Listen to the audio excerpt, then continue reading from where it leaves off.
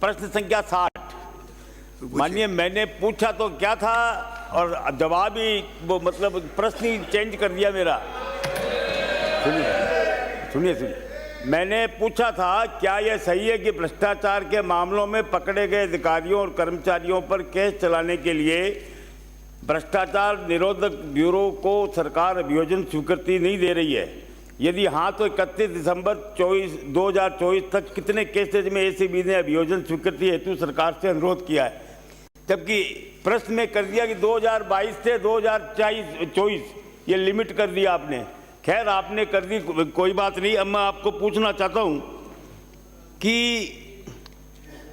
1 जनवरी 2022 से 31 दिसंबर 2024 तक आपके 1189 अभियोजन की स्वीकृति आपने दी 1592 में से, और 403 अभी भी आपके लंबित हैं।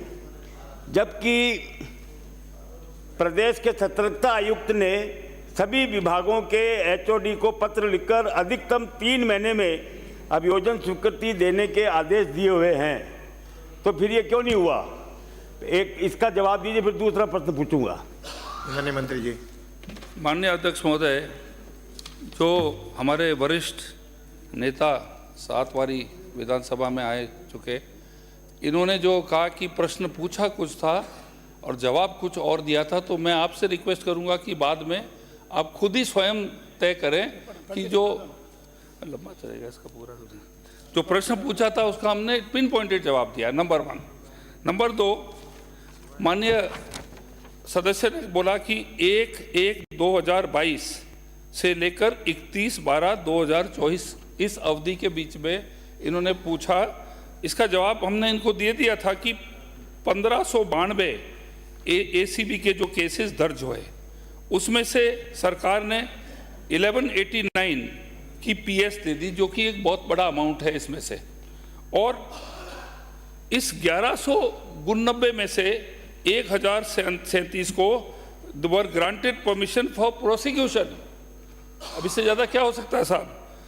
152 डिनाई किए गए और 403 जो हैं वो पेंडिंग है हेड ऑफ डिपार्टमेंट से, क्योंकि गैजेटेड जितने भी ऑफिसर्स हैं वो डीओपी के थ्रू होता है और नॉन गैजेटेड का हेड ऑफ डिपार्टमेंट से होता है। ये मैं बता देता हूँ, हमारे 49 डिपार्टमेंट्स हैं। इसकी पूरी सूची आपके सदन पे मैं भेज दूंगा कि कौन से डिपार्टमेंट में कितने कितने पेंडिंग है।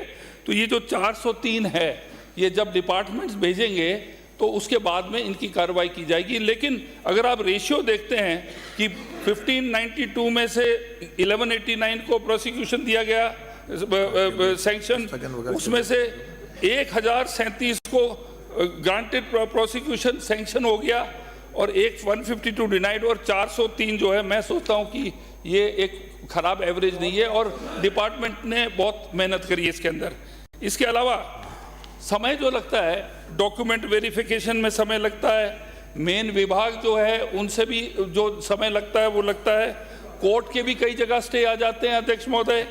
तो और सब कई एम्प्लॉयज़ जो हैं वो कॉन्ट्रैक्ट बेस भी हैं, आपके कई लोगों की डेथ्स भी हो जाती है।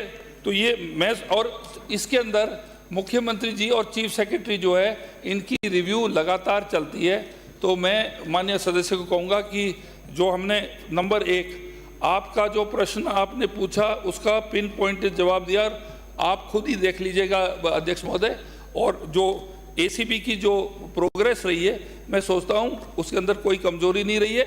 उसके अलावा आप सोचते हैं कि कोई पर्टिकुलर केसेस हैं जो यूं ही ड्रैग ऑन कर रहे हैं, उसके बारे में आप सूचना दें तो उसके बारे में हम और पिन पॉइंटेड जांच करके आपको जवाब दे देंगे। माननीय सदस्य। माननीय अध्यक्ष महोदय, मैंने तो केवल इतना सा पूछा कि 3 महीने के निर्देश आपके सतर्कता आयुक्त ने दिए हुए हैं और ये 2-2 साल हो गए, और इतना ही नहीं 16-16 साल से केस पेंडिंग पड़े हैं। एसीबी ने आपको लिख के दिया और उसके नहीं हुए, और वो इसलिए नहीं हो रहे कि अधिकारी आपस में मिले हुए रहते हैं। मोदी जी का कहना है कि न खाऊंगा न खाने दूंगा। भ्रष्टाचार की 0 टॉलरेंस के आधार पे हमारी सरकार चल रही है।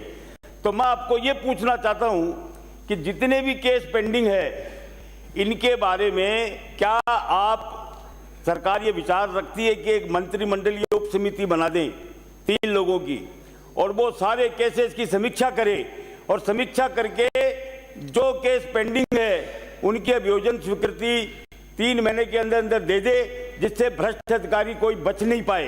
क्योंकि पिछली सरकार में 5 साल में जितना भ्रष्टाचार हुआ और उनके केसेस पेंडिंग है, इसकी समीक्षा जब तक नहीं होगी, तो इसलिए मेरा कहना है, मेरा सुझाव है कि आप 3 सदस्यीय मंत्रिमंडलीय उप समिति बनाइए, उसमें सारे केसेस जो पेंडिंग है उनकी समीक्षा कीजिए, और जो केसेस अनुमति देने लायक हैं उनके अभियोजन की स्वीकृति दीजिए, जिससे कि उनको दंडित किया जा सके। बैठिए माननीय मंत्री। माननीय अध्यक्ष महोदय, अरे आप बैठे बैठे नहीं बोले बिना अनुमति के। मैं माननीय मोदी जी और माननीय हमारे इतने सीनियर सराफ साहब की मैं सराहना करता हूं कि आपका जो मोटो है कि ना खाने दूंगा ना खाऊंगा ना खाने दूंगा। आपके जो मॉरल्स आपके मोदी जी के, मैं इसकी बहुत सराहना करता हूं। नंबर 1। नंबर 2, ये जो 403 केसेस हैं इनके ऊपर हम तुरंत एक्शन लेंगे, आपको आश्वासन देता हूं। और तीसरी बात जो है, इसके अंदर जो है आपने जो बोला मंत्रिमंडल की कमेटी, ये लीगली पॉसिबल नहीं है, कानून अलाउ नहीं करता है इसको। 1 मिनट, अलाउ नहीं करता है, लेकिन चीफ सेक्रेटरी साहब को कह दूंगा कि उनकी कमेटी थोड़ी मजबूत करके, ये जो 403 है, फोकस 403 पे है, इसको हम टाइम बाउंड करके इसको जल्दी से जल्दी करेंगे। माननीय मंत्री जी, नहीं तो आपका हो गया तो में बढ़ा दो कमेटी। अब बैठिए, अगला प्रश्न बैठिए। माननीय सदस्य, मेरा इसमें आए माननीय मंत्री जी, कौन सा प्रकरण कितने समय से है जो बहुत पुराने हैं, उन पे तत्काल सरकार निर्णय करे तो अच्छा रहेगा। उसका अध्यक्ष महोदय एजिंग कर लेंगे और उसकी सूची ले आएंगे, सबसे पुराने पहले हो, उसका एजिंग करके आपको भी कॉपी दे देंगे और माननीय मंत्री। धन्यवाद। डॉक्टर ऋतु